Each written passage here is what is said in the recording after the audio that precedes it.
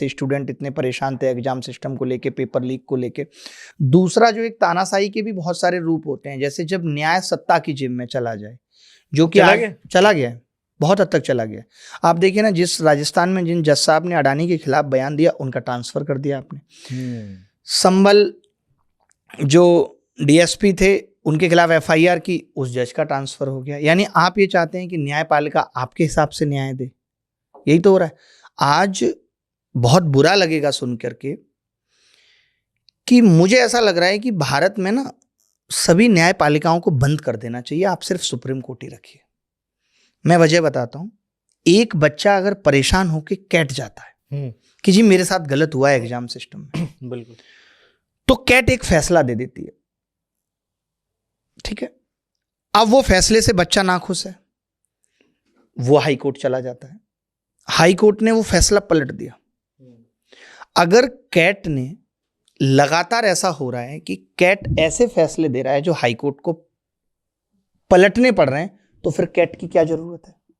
या फिर high court लगातार ऐसे फैसले दे रहा है जो सुप्रीम कोर्ट को पलटने पड़ रहे हैं, तो फिर हाई कोर्ट की क्या जरूरत है? एकाध केस में हो अलग चलता है, आपका हर फैसला ऐसा हो रहा है।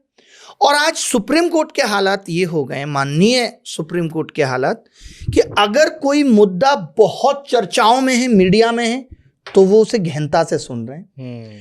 तब तक सुन रहे हैं जब तक मुद्दा चर्चाओं में है, उसके बाद आपको पता चलेगा। अभी आपको पता होगा ये एसएससी वाला जो मुद्दा था, रिफॉर्म वाला, ये सुप्रीम कोर्ट गया। और उस टाइम एसएससी का मुद्दा बहुत गर्म था, पीआईएल लगी, एक्सेप्ट हो गई, people are surprised, supreme court में एक्सेप्ट हुई है, अब तो रिफॉर्म्स होके रहेंगे। आपको पता, पिछले वीक 3-4 हियरिंग होने के बाद उसको डिसमिस कर दिया गया, ये कहते हुए कि ये तो बहुत बड़ा मुद्दा है, सुप्रीम कोर्ट इसमें कुछ नहीं कर सकता, आप असेंबली में उठाइए। ओके, ये कर दिया गया। 2023 का रिजल्ट आता है और उसमें 7-8 सवाल एसएससी गलत पूछती है, गलत आंसर देती है।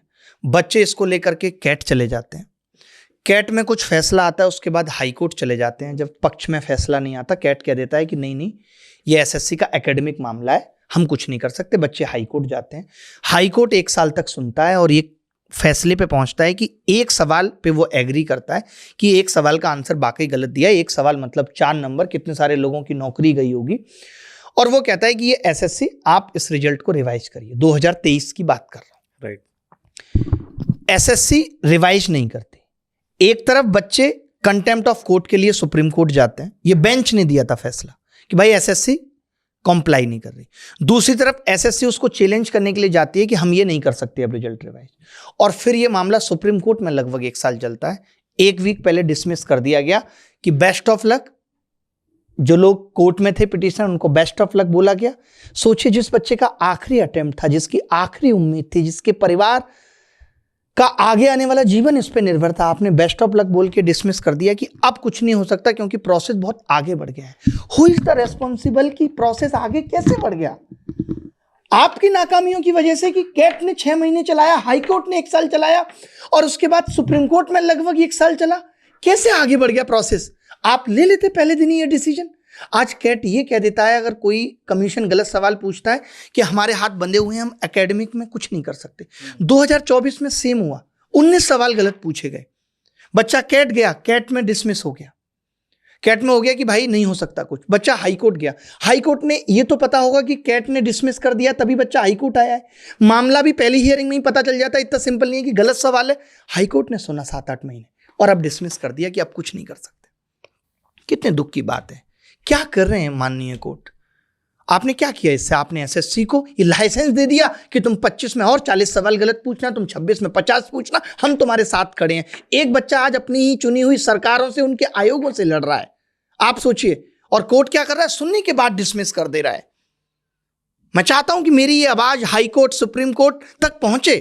आज हम ये सोच रहे हैं कि हम सीजीआई आपके साथ सामने पिटीशन लगाएं कि अगर यही होता रहा, आप हर बार ये कह देंगे कि प्रोसेस आगे बढ़ गया, अब कुछ नहीं हो सकता, प्रोसेस आगे बढ़ गया, अब कुछ नहीं हो सकता, तो इसमें हजारों लोगों का जिनके भविष्य के साथ गलत हुआ, उनको न्याय कहां मिलेगा? अब आदमी सुप्रीम कोर्ट से ऊपर कहां जाए?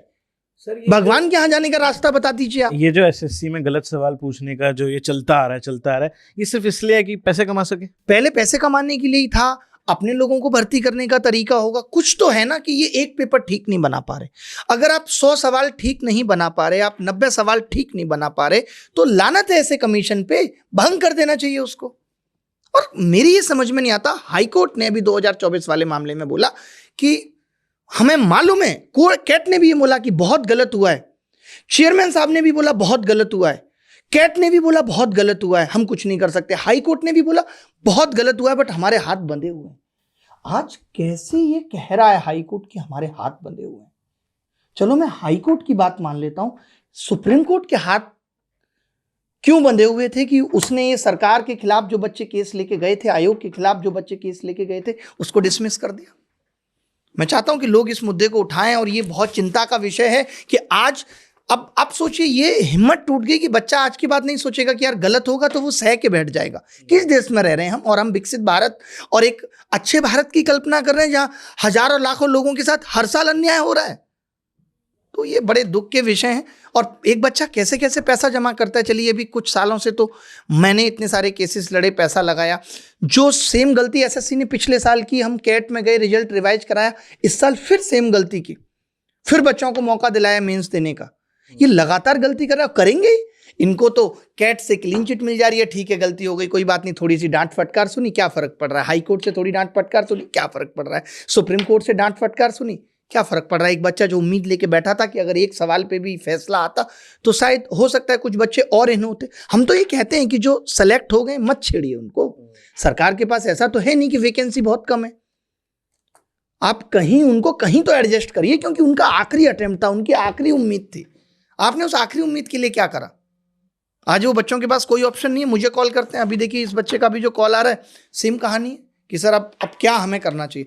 अब जिन बच्चों का 2024 वालों का हाई कोर्ट से डिसमिस हुआ है, वो सुप्रीम कोर्ट जाने में डर रहे हैं। उनको दिख रहा है कि यार 23 वालों का ही कुछ नहीं हुआ, हमारा क्या होगा? यानी गलत हो रहा है, गलत सह के रहो।